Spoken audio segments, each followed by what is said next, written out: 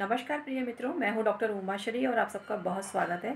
उम्मीद करती हूं आप प्रसन्नता से होंगे और हमेशा खुश रहें मित्रों। यही आशीष और शुभाशीष मैं आपको देती हूं, आशीर्वाद आपको देती हूं। आज का वीडियो बहुत खास है। पति पत्नी संबंधों पर वीडियो आप काफ़ी पसंद कर रहे हैं, उसके लिए आपका तहे दिल से शुक्रिया।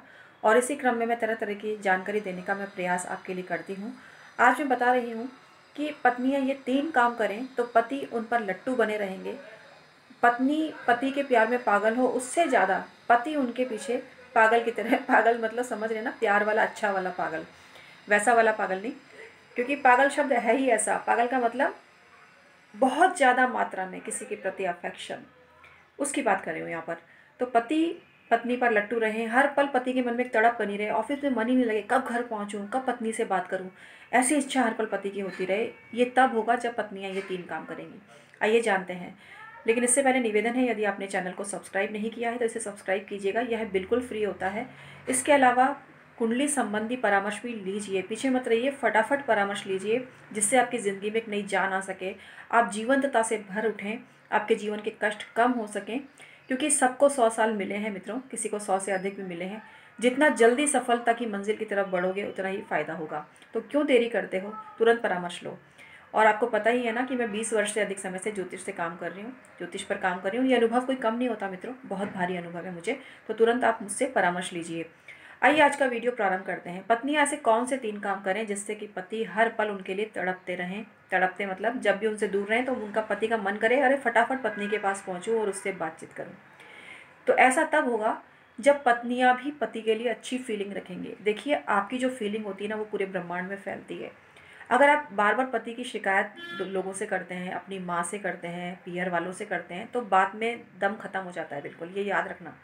सच्चा प्यार वो होता है कि अगर आपका जो लव वन है उसकी कुछ कमियां भी है ना, तो वो अपने भीतर ही उनको पी के रह जाओ, ना कि जमाने में गाओ। हमारे राजस्थान में बोलते हैं जमाने में गाना, मतलब हर किसी को पकड़ पकड़ के बताना, अरे मेरा पति मेरा पति मेरा पति, ऐसा ये नहीं करना है। यही सारी गड़बड़ करते हो आप ये बोलो अपने मन में कि जैसा भी है मेरा पति है, कमी है तो क्या हो गया, इंसान परफेक्ट थोड़ी होता है। और उनकी उस कमी को, उनके उस गुस्से को कैसे कम करो, यहाँ दिमाग लगाओ। ये नहीं कि ज़रा सा परेशान हुए फ़ौरन फ़ोन घुमाए, मम्मी उन्होंने ऐसे कर दिया, इन्होंने ऐसे कर दिया, ये सब बिल्कुल नहीं करना है। अरे आपकी शादी हो गई है, मैच्योर कब बनोगे आप।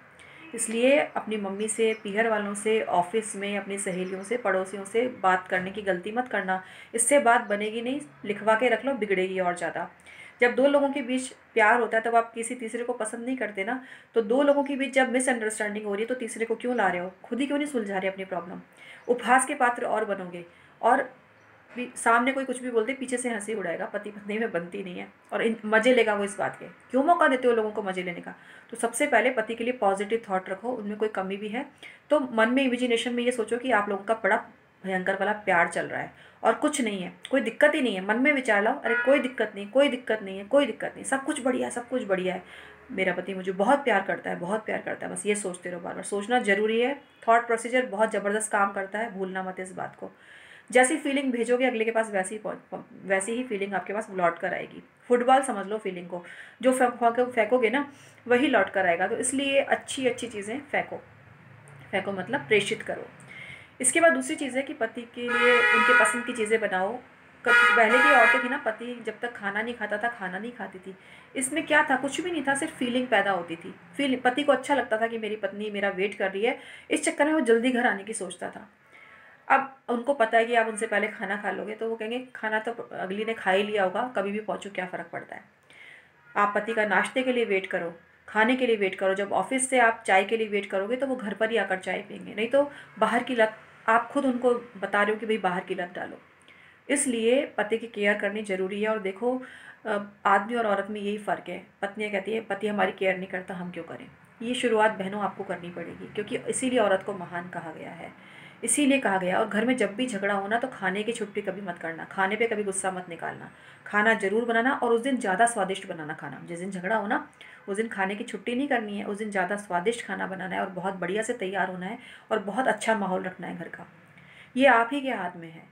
एक तो 2 बातें ये हो गई। तीसरी चीज़ है कि पति की केयर करो, उनके हैंकी हैं, शूज़ हैं, कपड़े हैं, बेल्ट है, इन सब चीज़ों का आपको ध्यान रखना है। अंडरगारमेंट अगर पुराने हो गए हैं तो अपनी तरफ से नए लाके शुक्रवार के दिन पति को गिफ्ट करो।